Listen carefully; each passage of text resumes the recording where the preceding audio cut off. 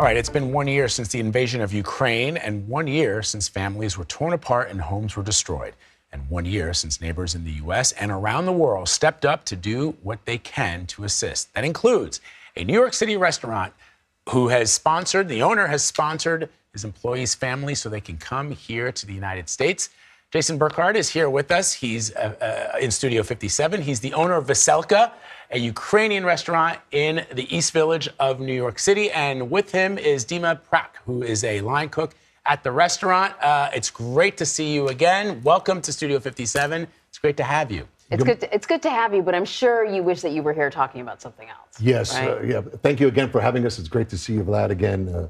I'm looking where that Vyshavanka I gave you. I know, he gave me a Vyshavanka because I did a story, a profile on Veselka for CBS Mornings, and I wore my Vyshavanka. And you looked fetching. But I'm glad to see you're still sporting it. Yes, yes. Because of what you've been doing at Veselka, you yourself personally, to help people, families in Ukraine. I had the fortunate opportunity when Dima, whose family was in Ukraine during the beginning of this conflict in Ukraine, came to me and asked, can you help me and help get my family over? I was thinking at that time maybe his mother, his father, but it ended up not being just only his mother and his father, but his aunt and uncle. And through the Unite for Ukraine program, was able to submit the applications, and they quickly got out of harm's way. So Dima, you work at the restaurant. Yes. You've been here in the U.S. for a while. I mean, watching the war unfold, knowing that your loved ones were there must have been agonizing. And it must have taken a lot for you to approach your boss and say, I need your help. We was working together for 3 years, and I know that I can come to him anytime and talk about everything, what I need, or just what's going on. So it was devastating to see what's going on at home, because I haven't seen my family for a while, and knowing what's going on, you never know what's can happen in the next minute, in the next second. So yeah, when I realized that I'm not gonna able to help my family by myself, I just came to Jason and asked him for help. What was the process to get your family out, though? I mean, they're in Ukraine. I don't imagine it's, get a plane ticket. It was pretty hard because my parents, they over 60s, and like the biggest issue to get them here was talking to them and trying to explain them that the war is going. It's not gonna end anytime soon. They just know we're good. We don't want to leave our home. So when actually it started getting worse and worse, and they realize it's not gonna end anytime soon, so we buy them ticket to the safe place. My friend, he's live closer to Poland, so they stay for a while. Then I talked with Jason. He was willing to help, and we just bought them tickets and bring them here to the United States. Wow.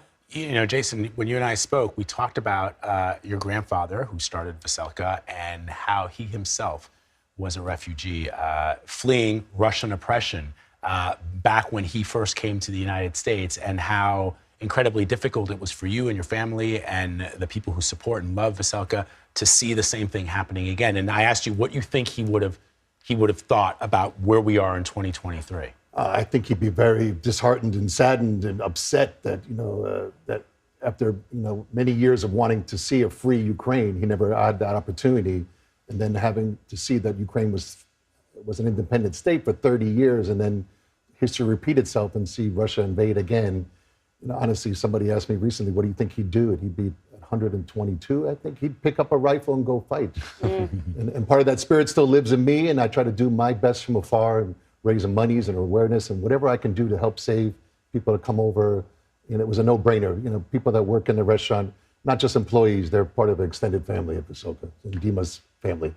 And has your restaurant sort of become a place where people not only just come to eat, but just come to unload, to bond, to get the spiritual substance and where the restaurant is, it used to be called Little Ukraine. I mean, so there were a lot of Ukraine. I mean, things have changed a little bit, but yeah, I mean, people ask very often, what does it mean to be a Ukrainian business here in New York during these times? It's very saddening. It's emotional, but people are coming out in droves of support. And what better way around, comfort food? Our hashtag is Ukrainian soul food in the East Village. And they're still coming, to this date. And we're happy to see. I think the likes of Dima and other Ukrainian staff love to see the support and concern of our community here in New York and afar. Yeah. Dima, Jason, it's really good to have you guys here. I hope that we can visit the restaurant Please. when this is all over. Yeah. And it can be an amazing celebration. How about we all celebrate by going to Ukraine? Yeah, Hey, let's that do sounds that. great. That'd I'm be down great. for that. Yeah.